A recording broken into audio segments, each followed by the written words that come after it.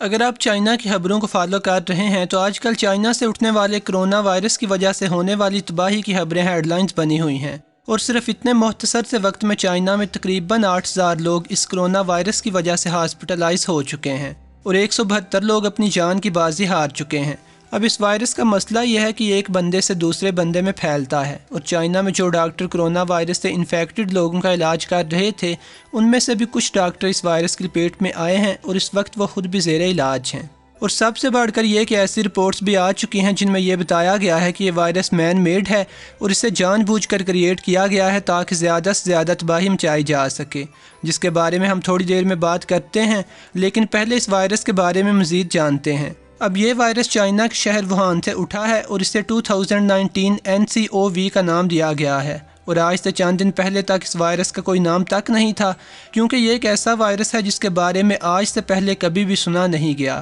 اس سے پہلے corona virus کی 6 قسمیں موجود تھیں، اور یہ کرونا وائرس کی 7ویں قسم ہے جس کی ابھی تشخیص کی گئی ہے، اور اس کرونا وائرس کے 2 کیسز دبئی میں بھی سامنے آ چکے ہیں اور 5 کیسز امریکہ میں سامنے آئے ہیں۔ اور امریکہ میں جس بندے میں یہ وائرس سب سے پہلے پایا گیا ہے وہ چائنا کے شہر ووہان سے امریکہ پہنچا تھا، اور یہی وجہ ہے کہ اب دنیا میں جتنے بھی ایسے ممالک ہیں جہاں پہ چائنا سے لوگ پہنچ رہے ہیں، ان سارے لوگوں کی ایئرپورٹس کے اوپر ہی چیکنگ کی جا رہی ہے۔ پاکستان کے نیشنل انسٹیٹیوٹ آف ہیلتھ نے یہ نوٹیفیکیشن جاری کیا ہے کہ چائنا سے پاکستان آنے والے سارے مسافروں کا 3 جگہ پہ معائنہ کیا جائے گا، جس میں گراؤنڈ پورٹ اور سی پورٹ شامل ہیں۔ اور چائنا سے آنے والے مسافروں کے لیے کراچی، اسلام آباد اور لاہور کے ایئرپورٹس پہ اسکریننگ ڈیسک بنائے گئے ہیں، جہاں پہ ان تمام مسافروں کا چیک اپ کرنے کے بعد آگے آنے دیا جائے گا، اور اگر کوئی مسافر اس وائرس سے انفیکٹڈ نکلتا ہے تو اس کو فوراً کراچی کے جناح ہاسپٹل میں علاج کے لیے بھیجا جائے گا، اور اگر وہ اسلام آباد میں ہے تو پمس ہاسپٹل میں لے جایا جائے گا، اور اگر لاہور میں ہے تو لاہور کے میو ہاسپٹل میں منتقل کیا جائے گا۔ اس طرح انڈیا کے ایئرپورٹس پہ تھرمل سکریننگز کا اہتمام کیا گیا ہے۔ جتنے بھی مسافر چائنا سے انڈیا جا رہے ہیں ان کی تھرمل سکریننگ کرنے اور باقی کی علامات چیک کرنے کے بعد آگے بھیجا جا رہا ہے۔ اور جیسا کہ میں نے پہلے بتایا ہے کہ یہ وائرس کرونا وائرس کی 7ویں قسم ہے، اور اس سے پہلے جو 6 قسمیں موجود تھیں ان میں سے ایک قسم سارس وائرس ہے، اور 2002 میں چائنا میں سارس وائرس کی وجہ سے 8,098 لوگ ہاسپٹلائز ہوئے تھے اور 776 لوگوں کی موت واقع ہوئی تھی۔ اور کرونا وائرس کی جو قسم اس وقت پھیلی ہوئی ہے اسے سارس سے بھی زیادہ خطرناک قرار دیا جا رہا ہے، اور ایک ایسٹیمیٹ یہ ہے کہ اگر مزید 1 مہینہ اس وائرس پہ قابو نہیں پایا جاتا تو ممکن ہے کہ سارا چائنا اس کی زد میں آ جائے۔ چائنا نے ووہان شہر کی سی فوڈ مارکیٹ کو مکمل طور پر بند کر دیا ہے تاکہ صفائی بنی رہے اور وائرس کو پھیلنے میں مدد نہ ملے۔ اس کے علاوہ چائنا کے سرکاری میڈیا پہ یہ رپورٹس ہیں کہ چائنی حکومت نے یہ اعلان کیا ہے کہ وہ صرف 6 دن کے اندر 1000 بیڈز والا ایک ہاسپٹل تیار کرے گی، اور یہ کام صرف 6 دن کے اندر ہوگا،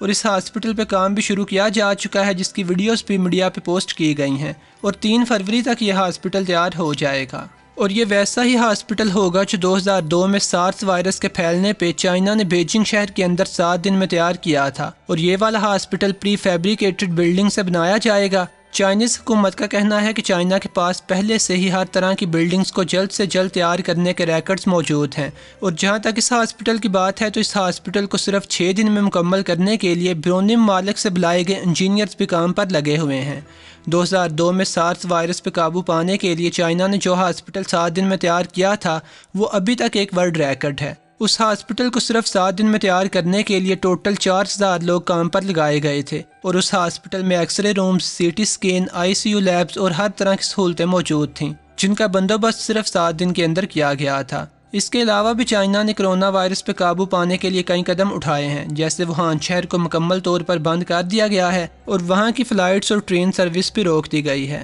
اب کرونا وائرس کی علامتیں کیا ہیں؟ تو ان میں سر درد، ناک بہنا، کھانسی، گلے میں خراش، بخار، چھینک آنا، ایستما کا بگڑنا، تکان محسوس کرنا، نمونیا اور پھیپھڑوں میں سوجن شامل ہیں۔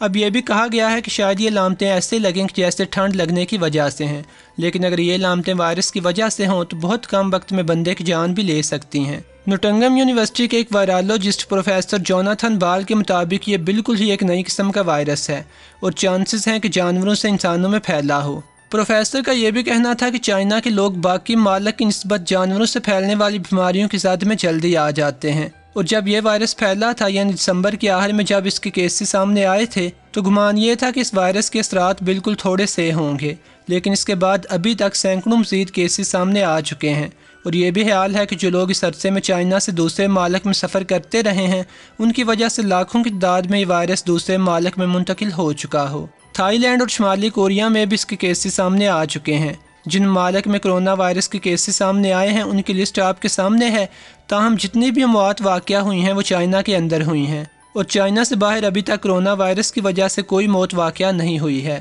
تاہم خطرے کو شدت سے محسوس کیا جا رہا ہے، اور برطانیہ نے جو لیٹسٹ قدم اٹھایا ہے وہ یہ ہے کہ برطانیہ نے چائنا سے آنے والی اور چائنا کو جانے والی ساری فلائٹس کو کینسل کر دیا ہے۔ ایکسپرٹس کا کہنا یہ ہے کہ کرونا وائرس ابھی مزید پھیلے گا، کیونکہ سرد موسم کرونا وائرس کے پھیلنے میں بہت زیادہ مددگار ہو سکتا ہے، اور چائنا میں اس وقت خوب سردی پڑ رہی ہے۔ چائنا کے ایک لیڈنگ ایکسپرٹ زانگ نینشن، جنہیں 2002 میں پھیلنے والے سارس وائرس کے خلاف جنگ کا ہیرو مانا جاتا ہے، انہوں نے یہ بیان دیا ہے کہ اگلے 10 دن میں یہ وائرس اپنی پیک پہ پہنچے گا۔ زانگ نینشن کے الفاظ یہ تھے، یہ بتانا مشکل ہے کہ کب یہ وائرس ایک دم ہی اپنی بلندی کی طرف جائے گا، تاہم میرا خیال ہے کہ شاید اگلے 10 دن میں ایسا ہو جائے، اور پھر 2 ہفتے کے بعد شاید اس وائرس کے پھیلاؤ میں مزید اضافہ ہونے میں کمی آئے۔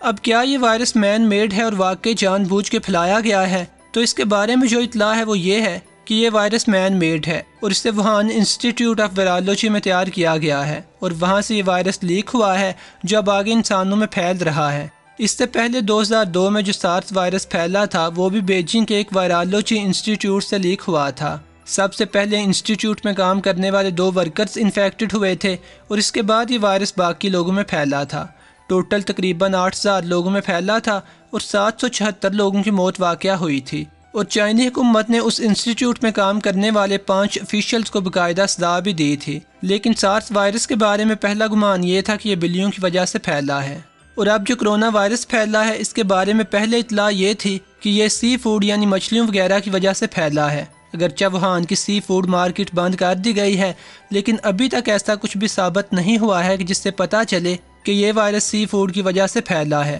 زیادہ گمان یہ کیا جا رہا ہے کہ یہ وائرس ووہان انسٹیٹیوٹ آف وائرالوجی سے لیک ہوا ہے، جہاں پہ اسے مختلف میڈیسنز پہ تجربے کرنے کے لیے کریٹ کیا گیا تھا۔ اب سوال یہ ہے کہ کرونا وائرس کا علاج کیا ہے؟ تو اس وائرس کے علاج کے لیے ابھی تک کوئی بھی ویکسین موجود نہیں ہے، اور دنیا میں کئی ممالک کے سائنسدان اس وقت بڑی شدت سے مصروف ہیں کہ کرونا وائرس سے بچاؤ کے لیے کوئی ویکسین بنا سکیں، اور اسی مقصد کے لیے سب سے پہلے آسٹریلیا کے کچھ سائنسدان ہیں جنہوں نے آسٹریلیا میں لیبارٹری کے اندر کرونا وائرس کو ریکریٹ کیا ہے تاکہ اس پہ تجربے کر کے کوئی ویکسین تیار کی جا سکے۔ اور ابھی تک چونکہ اس وائرس کی روک تھام کے لیے کوئی بھی ویکسین نہیں ہے، تو اس کی روک تھام کا ذریعہ یہ ہے کہ اس کی ٹرانسمیشن کو جتنا ہو سکے روکا جائے، اور ان لوگوں کو علیحدہ رکھا جائے جو اس وائرس سے انفیکٹڈ ہیں، تاکہ یہ باقی تندرست لوگوں تک نہ پہنچ پائے۔ اور اس وائرس کے لیے کسی ویکسین کی دریافت کے لیے ایکسپرٹس نے جو ٹائم لائن دی ہے وہ یہ ہے کہ ابھی بھی کرونا وائرس کے لیے ویکسین دریافت ہونے میں 6-7 مہینے لگ جائیں گے۔ 2002 میں سارس وائرس کو روکنے کے لیے چائنا نے یہی حکمت عملی استعمال کی تھی